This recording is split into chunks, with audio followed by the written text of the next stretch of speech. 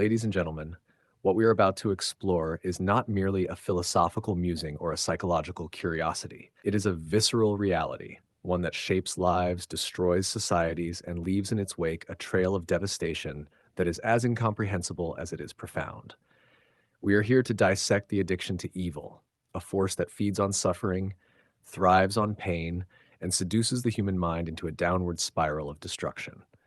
This is not just an academic exercise.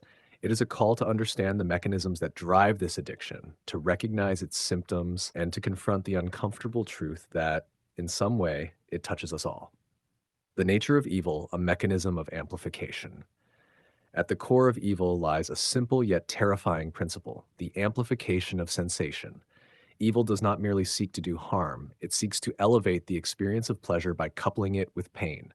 This is not just about physical pain, though that is certainly part of it, but also about the psychological and emotional torment that deepens the experience of power, control, and ultimately sadistic pleasure. Imagine pleasure as a spectrum of visible light, a range of sensations that we all seek to experience in our lives. But for those who walk the path of evil, this spectrum is no longer sufficient. They crave more, something beyond the ordinary. Pain, in this context, becomes like ultraviolet light, expanding the spectrum of sensation.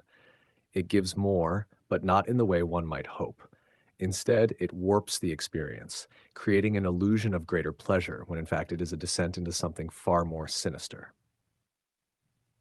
The neurological drive, the brain's dark addiction. Neurologically, this addiction begins as any other might, with the pursuit of a high. However, in the case of evil, this high is not achieved through substances, but through actions that violate the core principles of human decency and empathy. The brain, once it associates pain with pleasure, begins to rewire itself. Neurochemical signatures that were once clearly associated with positive experiences become entangled with those of suffering and pain.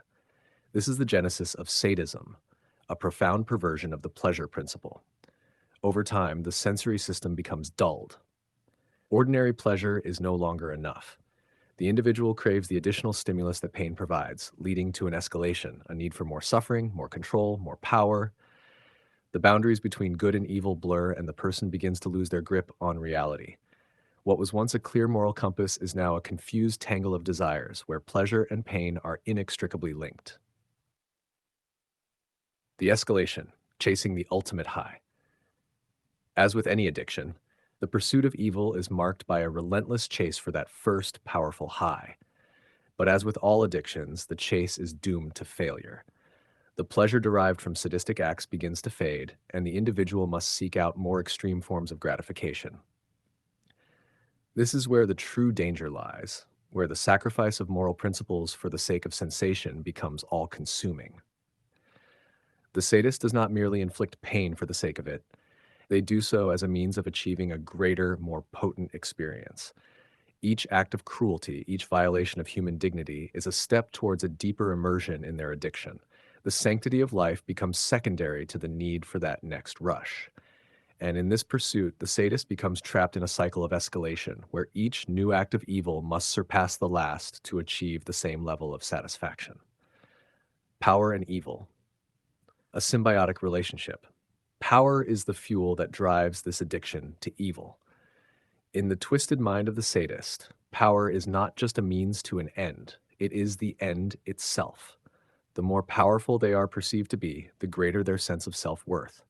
And in their world, power is measured by the ability to inflict suffering, to dominate others, to bend the world to their will. This is where the addiction to evil intersects with the addiction to power. Each act of atrocity becomes a way to reinforce their status, to elevate their sense of dominance. The greater the atrocity, the more powerful they feel. And this perceived power feeds back into their addiction, creating a vicious cycle that is almost impossible to break. The cost of evil, a descent into madness. But what is the cost of this addiction? What happens to the individual who sacrifices everything for the sake of a fleeting high? The answer is a loss of humanity, a descent into madness, where the lines between pleasure and pain, right and wrong, become irreparably blurred. As the addiction deepens, the individual loses their ability to understand the world as it truly is.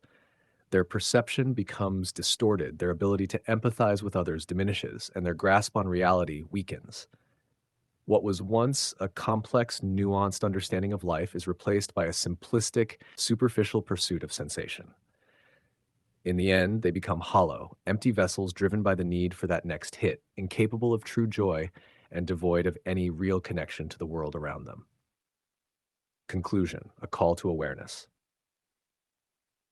As we come to the end of this exploration, it is essential to recognize that the addiction to evil is not just a theoretical concept.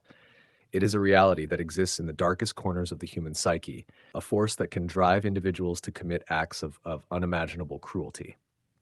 It is an addiction that feeds on suffering, that grows with each act of depravity, and that ultimately consumes those who fall prey to it.